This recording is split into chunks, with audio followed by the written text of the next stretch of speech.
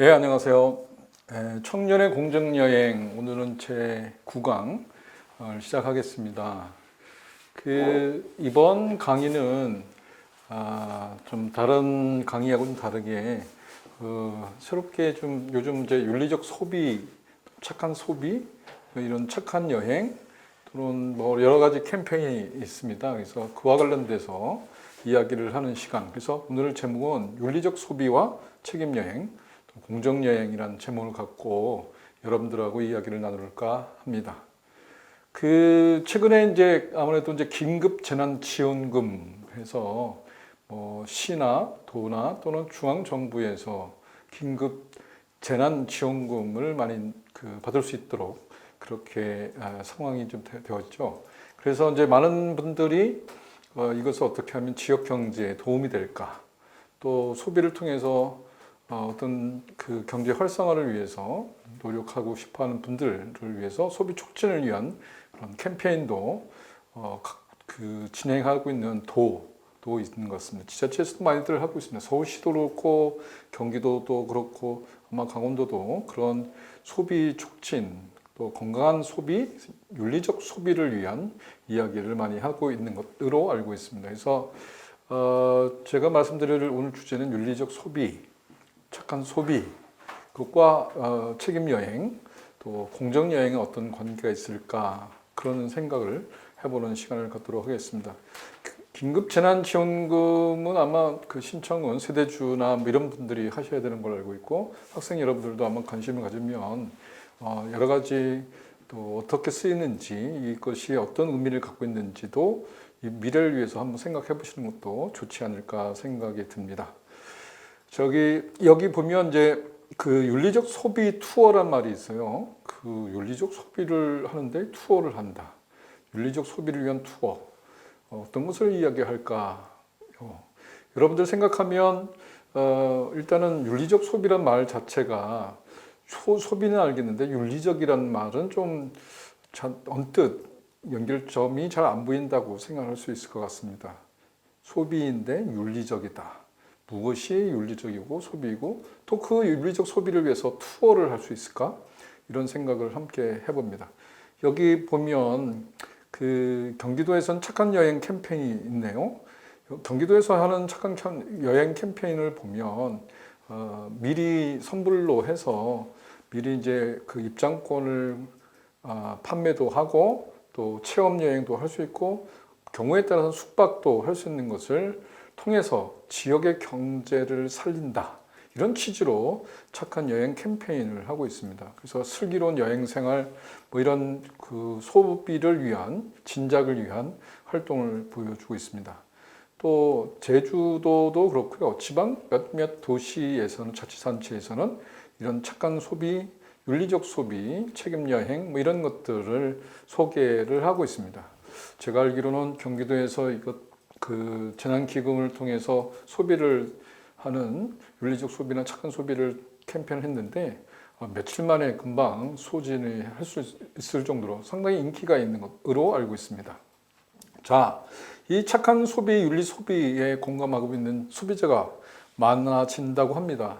한 조사 통계에 의하면 윤리적 소비와 관련된 관심들이 상당히 높은, 나이가 많으실수록, 많은 시니어일수록 오히려 윤리적 소비에 대한 이야기를 많이 합니다. 그래서 여기 보시면 가치와 의미를 위한 비용 지출 의향을 묻는 질문에 많은 분들이 적어도 50, 60% 정도는 가치가 있고 의미가 있는 그런 어떤 소비라고 한다면 조금이라도 더 돈을 내서라도 그런 윤리 소비를 하겠다, 이렇게 생각하시는 분들이 많습니다.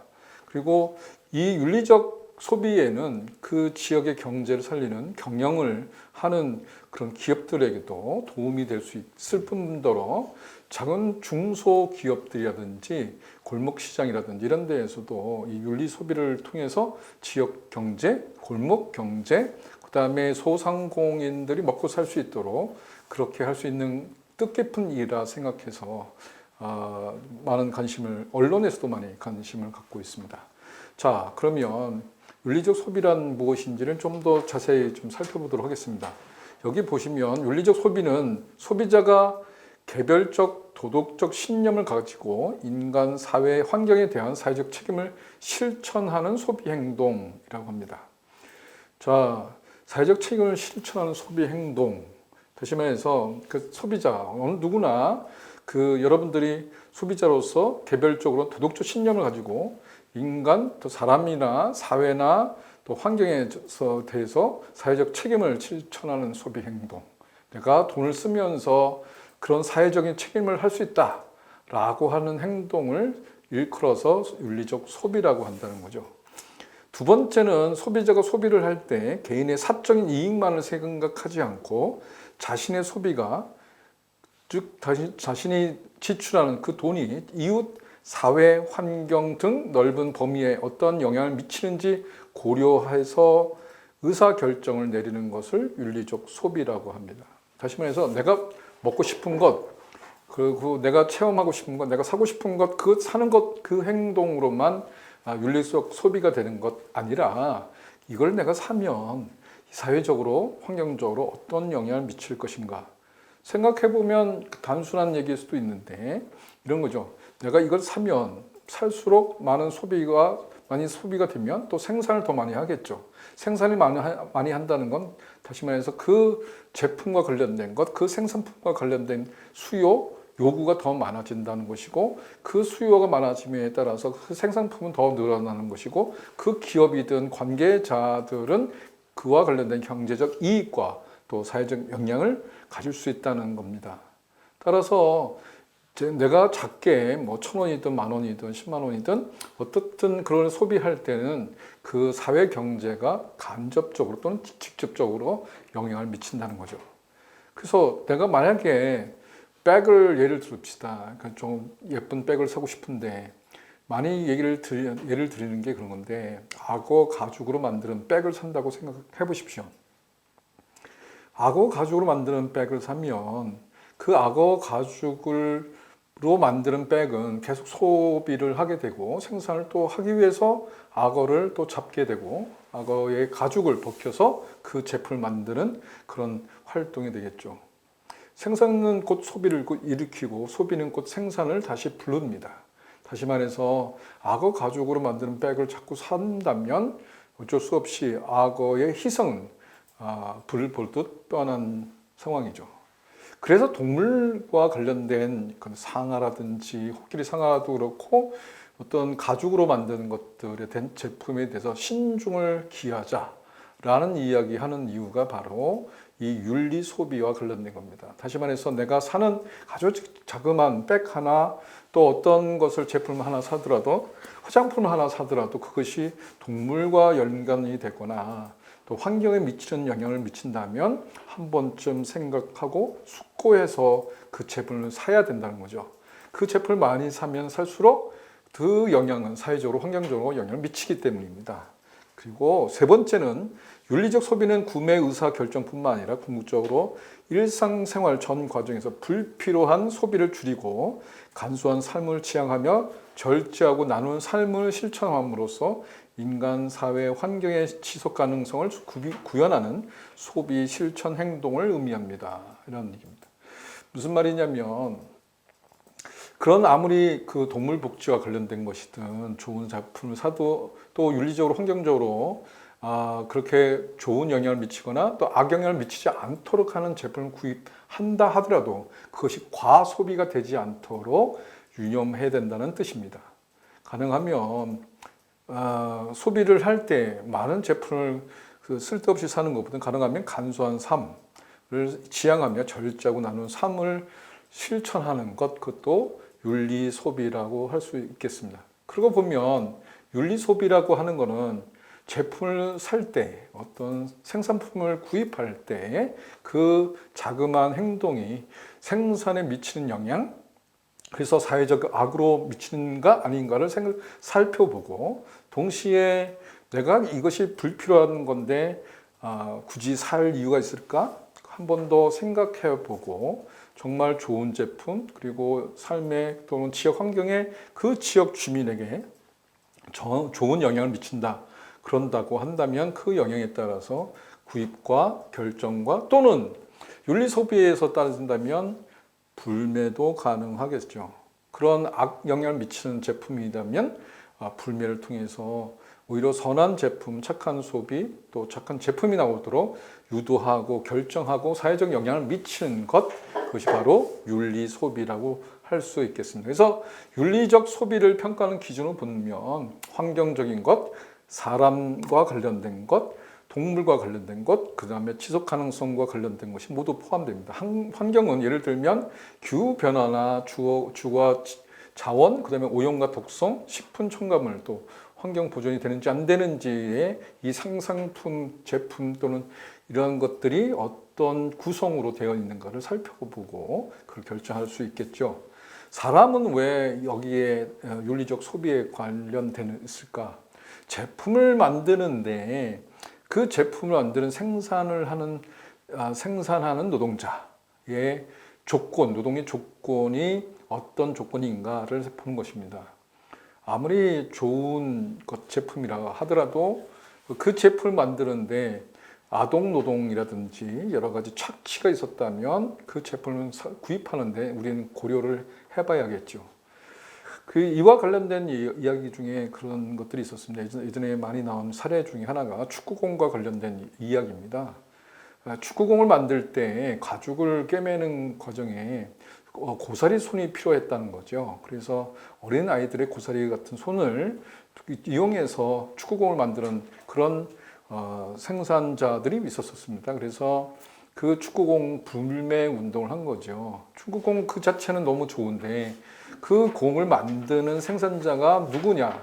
근데 하필이면 그 나라의 그 생산하는 나라의 노동자가 바로 어린이, 다시 말해 아동 노동이었기 때문에 그와 관련된 불매 운동이 있었던 사례가 있었습니다. 그래서 이와 관련된 것을 보면 생산자가 어떤 생산의 조건과 또 어떤 사람이 하는지를 잘 유심히 살펴보는 것도 상당히 중요한 문제라고 할 수 있겠습니다. 그와 관련된 거면 상당히 많은 사례가 있겠죠. 그 다음에 또 이야기할 수 있는 게 동물과 관련된 겁니다. 이미 말씀드린 것처럼 동물 실험이라든지 또 공장형 사육이라든지 동물의 권리가 복지가 없다고 한다면 이 부분에 대해서 심각하게 고려해서 구매를 하거나 또 제품 사용할 수도 있겠지요. 그래서 가능하면 그런 점을 확인하는 또 인증과 관련된 걸 유심히 살펴보시고 구매를 하거나 구입을 해야 어떤 것은 막을 수 있고 어떤 것은 장려해서 선한 착한 기업들이 오히려 더 많아지도록 하는 그런 활동이 우리에게는 상당히 중요한 것 같습니다. 지속 가능성도 마찬가지입니다. 유기농 제품이라든지 공정무역, 공정여행 이런 것들과 관련돼서 우리의 환경을 더 보다 오래도록 지속 가능하게 할 수 있는 것, 그런 제품들을 우리가 윤리적 소비라고 할 수 있죠. 그러고 보면 지금 재난지원금 기금이 우리에게 얼마간에 있다 하더라도 지역 경제를 돕는다는 점은 상당히 중요한데 그 지역 경제를 살리는 것에서도 착한 소비, 윤리적 소비를 할 수 있다면 더 그런 작은 기업이지만 소중한 기업들, 또 착한 기업들이 더 성장하고 활발하게 그 경제의 주체가 될 수 있도록 만들어질 수 있지 않을까 그런 기대를 해봅니다. 여기 잠깐 사회적 기업 진흥원이라고 있는데요. 제가 일찌감치 한번 사회적 기업과 진흥원과 관련된 소개를 한 적이 있습니다. 협동조합이라든지 사회적 기업 또는 사회적 경제에 대해서 마을 기업이라든지 이런 소개를 한 적이 있고요. 이 시간에는 윤리적 소비와 관련돼서 사회적 기업 진흥원에서는 어떻게 설명하는지를 보겠습니다.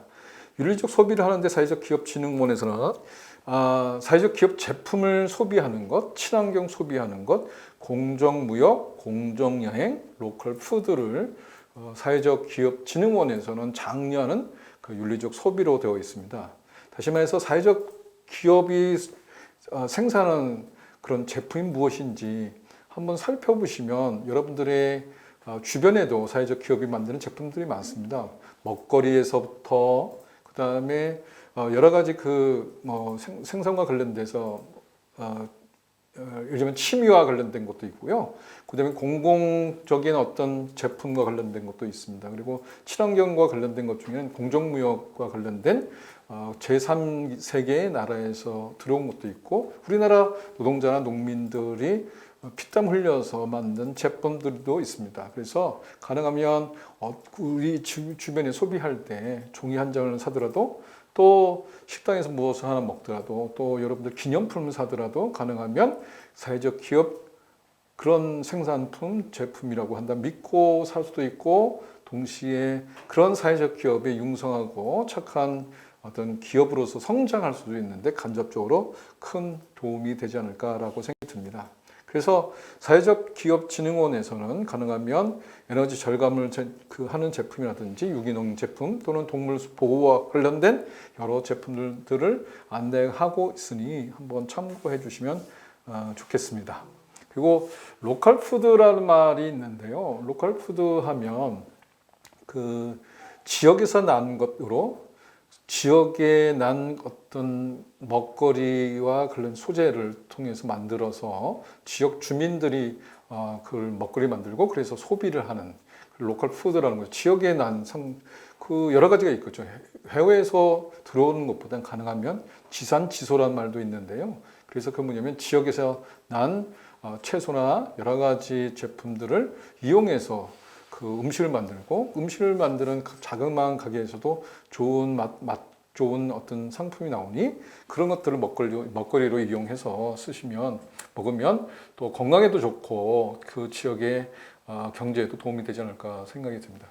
제가 생각하기에는 학교 안에서도 캠퍼스 내 주변에도, 안과 밖 주변에도 그런 로컬 푸드를 만들거나 또 유통하는 그런 착한 그 식당들이 많이 있는 걸로 알고 있습니다. 그래서 보시고 한번 찾아가는 것도 좋고요. 그 다음에 우리가 그 주변에 살펴보면 그 전통시장들이 있습니다. 전통시장에 가면 그 소상공인들, 그 다음에 농민들이 피땀 흘려서 만든 어떤 그런 생산품을 소비할 수 있는 기회가 더 많아지지 않을까라고 생각이 듭니다. 그래서 가능하면 전통시장이라든지 골목 식당이라든지, 그다음에 캠퍼스 내외에 크고 작은 그런 것들을 한번 리스트도 만들어 보고, 그래서 찾아가서 좋다면 또 주변 친구들한테도 권하고, 그런 소비를 진작하는 것, 착한 소비, 윤리적 소비의 한 방법이지 않을까라고 생각이 듭니다.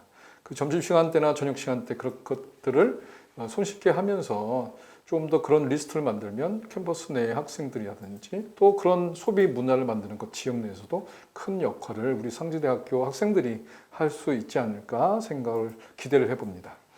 여기 윤리적 소비의 유형 및 특징을 좀 소개를 하는데, 물론 아까 말씀드린 것처럼 불매운동도 있습니다. 근데 그 제품의 생산 과정이라든지 생산의 그 제품 자체의 소재 자체가 문제가 있다면 그것은 취하지 않고, 다시 말해서 구하지 않고, 오히려 이제 긍정적인 구매를 할 수 있는 방법이 있겠죠. 그래서 긍정적 구매라고 하는 건 뭐냐? 긍정적인 구매, 다시 말해서 바람직한 윤리적 상품을 구입하는 거죠. 윤리적 기업을 소비자가 직접적으로 지원하는 것을 의미합니다. 예를 들면 공정무역 상품, 유기농 제품, 그다음에 깨끗한 옷을 입는 운동, 동물 복지 운동, 친환경 마크가 부착된 상품 등을 구입할 수 있는 방법도 있죠. 그래서 요즘은 친환경 관련된 제품을 인증을 할 수 있는 그런 마크들이 많이 보여집니다. 그래서 가능하면 그런 안전한 먹거리나 또는 그런 제품을 구입하는 것, 그래서 긍정적인 구매를 더 살리는 방법이겠죠.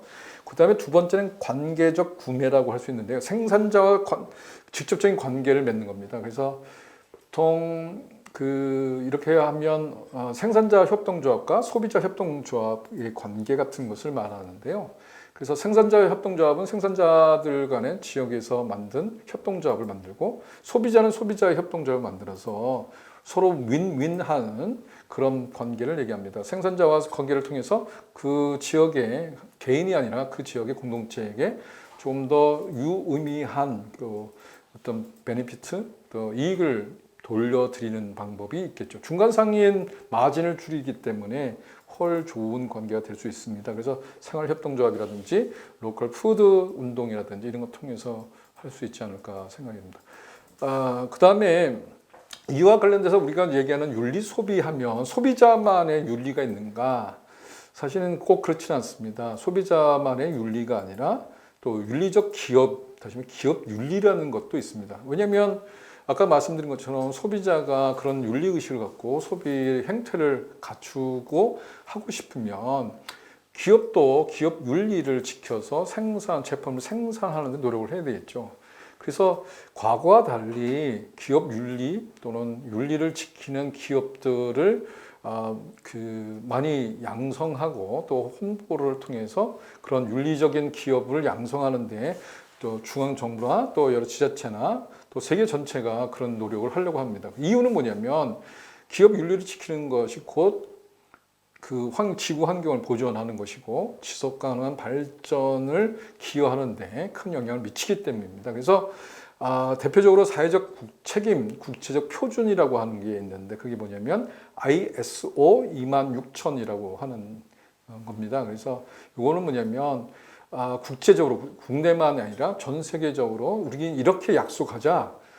기업 윤리를 지키는 그런 생산하고 또 과정을 지키고 인권을 보장하는 그런 가이드라인, 기업의 윤리를 지키는 어떤 규약을 만들자. 그게 만든 이름이 ISO 26000이라고 합니다. 이 ISO 26000은 7대 핵심 분야가 있어요. 첫 번째는 이게 제품 그 자체만 아니라 회사 그 자체에 대한 이야기가 먼저 시작됩니다. 첫 번째 뭐냐? 조직 지배 구조가 투명해야 된다.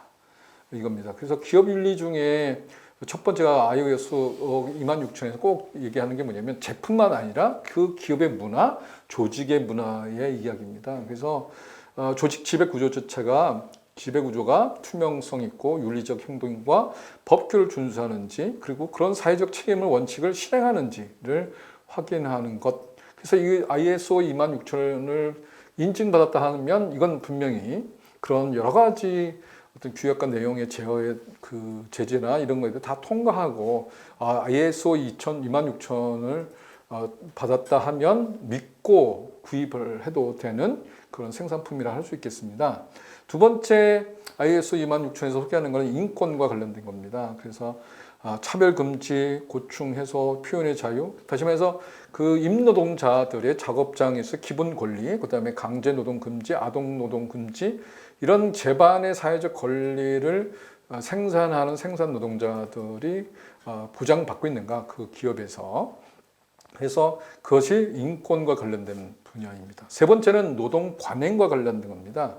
세 번째 노동 관행이라 하면 고용관계, 노동조건과 사회보장, 또 단체 협약, 그다음에 안전과 보건, 경력 개발 등 다시 말해서 임노동자들이 경력 개발할 수 있는 그런 사회적 보장과 권리가 되었는가? 물론 자그마한 중소기업에서는 쉽지는 않죠. 그래서 ISO 26000을 통과하기 위해서는 일정한 수준 정도는 돼야 하는 조건이 있습니다. 그러나 그것을 이제면 자꾸 권장함으로써 우리가 기업이 어떻게 방향을 나가야 되는지도 생각할 수 있는 좋은 어떤 기준이 될 수 있다, 가이드라인이 될 수 있다는 점에서 참고해 보면 좋겠습니다.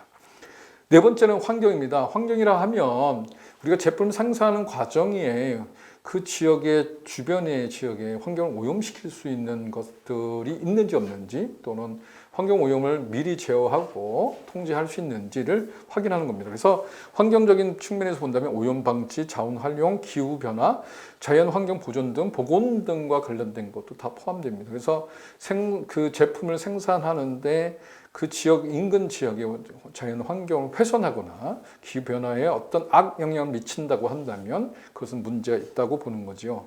그다음에 다섯 번째는 공정한 운영 관행과 관련된 겁니다. 그 제품을 생산했다 하더라도 다시 말해서 정치를 관여했거나 공정 경쟁을 하지 않거나 그 영향을 행사해서 나쁜 영향력을 통해서 로비를 통해서 그렇게 해서 부패한 관계를 맺어서 제품이 소비되도록 하는 그건 막아야 된다는 것이요. 그다음에 여섯 번째는 소비자 이슈입니다. 다시 말해서 그 공정한 마케팅과 정보, 건강과 안전, 그다음에 지속 가능한 소비, 그다음에 개인 정보 보호 이런 분쟁과 관련된, 다시 말해서 그 제품을 구입을 해서 생기는 분쟁거리가 있는데 그 분쟁과 관련된 것을 이 기업이 해결할 의지거나 또 그런 최소한의 윤리적 소비를 할 수 있도록 그런 관계를 맺는가, 그런 부분에서 공정거래를 하고 있는가, 이 부분도 여기 속합니다. 마지막으로 7번째는 지역사회 참여와 개발입니다. 그러니까 기업이 생산해서 어떤 이익이 난다면 그 지역에 환원을 할 수 있는, 일정 정도 환원할 수 있는 사회적 책임을 하는 것을 의무로 하자라는 겁니다. ISO 26000을 이렇게 보시면 참 기업의 윤리도 상당히 보통의 문제는 아닌 것 같습니다. 아주 섬세하고 생산에서부터 조건에서부터 제품에서부터 그 다음에 경영권에 관련된 것까지 다시 전반적으로 볼 수 있도록 되어 있습니다. 기업 윤리를 지킨다는 것 거의 그렇게 되면 참 좋겠지만 쉽지 않은 그런 과정입니다. 그러나 이런 것을 밝히고 그런 규범, 가이드라인을 자꾸 쫓아가다 보면 조금씩 보다 나은 사회, 또 기업 윤리를 지키는 회사들이 오히려 더 클 수 있는 그런 사회가 되어야 우리 사회 전체가 지속 가능한 어떤 발전을 이룰 수 있지 않을까 생각이 듭니다. 여러분 만약에 이런 회사, 이런 기업이 만드는 제품이라고 한다면 여러분들이 다시 말해 구입을 해야 되겠죠. 그래야 이런 회사들이 더 커지고 발전할 수 있는 겁니다. 다시 말해서 기업 윤리를 잘 지키는 회사의 제품을 구입을 하고 구매를 해야 그런 환경을 더 오래 지속 가능한 게 발전할 수 있다는 겁니다. 우리가 얘기하는 윤리적 소비라 하는 거는 바로 그런 어떤 기업 윤리를 지키는 회사의 제품을 자꾸 구입함으로써 약간 가격은 비싸더라도 그런 가치와 의미가 있는 제품을 구매함으로써 그런 사회를 간접적으로 또는 직접적으로 만들어 간다라는 점에서 윤리적 소비가 상당히 중요하다고 볼 수 있다고 생각이 듭니다.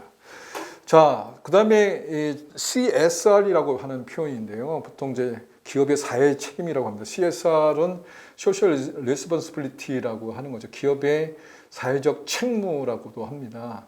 여러 가지 이제 얘기가 있는데 법적 윤리적 책임, 아까 얘기했던 그 ISO 26000과 같은 건데 환경적 책임, 경제적 책임, 이해관계적 책임 뭐 이렇게 있지만 여기서 특별히 CSR이라고 한다면 기업의 지역사회에 어떻게 공헌할 것인가 이런 측면에서 CSR, 다시 말해서 사회적 책임 이런 이야기가 들어갑니다. 그래서 사회 공헌 활동이라든지 보건복지, 교육문화사업 지원이라든지 비영리 재단 운영이라든지 재구호, 임직원 자원봉사 이 모든 것이 CSR, 다시 말해서 사회적 책임이라고 하는 부분에 들어갑니다.